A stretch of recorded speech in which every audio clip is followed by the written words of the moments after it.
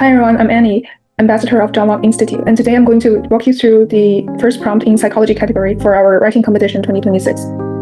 And the question we're going to discuss today is, why do we care what happens to our body after death? Now, if you're a strict materialist, the answer should be, I don't care, I'm gone, the lights are out. But almost nobody actually feels that way. We write wills, we pick out headstones, we get upset if we think our remains might be treated disrespectfully. Why? Why do we care about a house where we are no longer living? Today we're going to think briefly and deconstruct this mystery using three unique psychological lenses. First, we're going to deconstruct the caring. To solve this, we have to realize that this isn't a question about funerals. It's a question about how the human brain works. Most of us are natural dualists. We feel like there is a me, the soul, or mind, and a body, the machine. Even if you don't believe in a literal soul, your brain treats your body as your representative. That is, when we ask this question, what we are really asking is, can the human mind truly imagine its own non-existence? So the first direction we're going to tackle is the offline stimulation theory. Let's look at this idea. We call this the cognitive error, in the sense that your brain is a stimulator. It's constantly imagining the future so you can stay safe. But here's the problem. Your brain has no off button in its imagination. When you try to imagine your body after death, you're essentially using the same brain circuit to imagine your next summer vacation.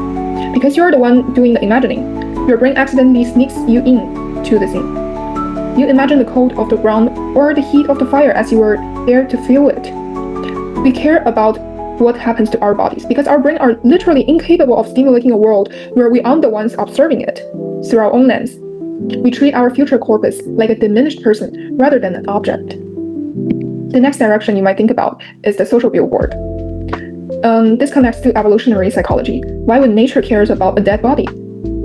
Think of it as an evolutionary signaling. In human history, how a family treated their dead sent a loud message to the rest of the tribe. If you let your father's body be treated like a trash, you're signaling that your family is weak, disorganized, or lacks social capital. A respectful and careful burial signals that we are a high-status, loyal group with resources. We care about our bodies after death because deep in our DNA, we want to ensure our brand stays strong for our children and our kin. We want our body to be the final billboard that says, this life mattered, and this family is still there. It's an investor's mindset for your legacy, or you call it parental investment. And the last direction we're going to talk about today is the somatic anchor.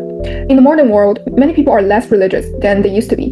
When you stop believing in a literal heaven, your physical body becomes the only thing left of you. We have turned the body into a secular relic because we view our lives as a project of our self-expression. That is, our fitness, our tattoos, our style.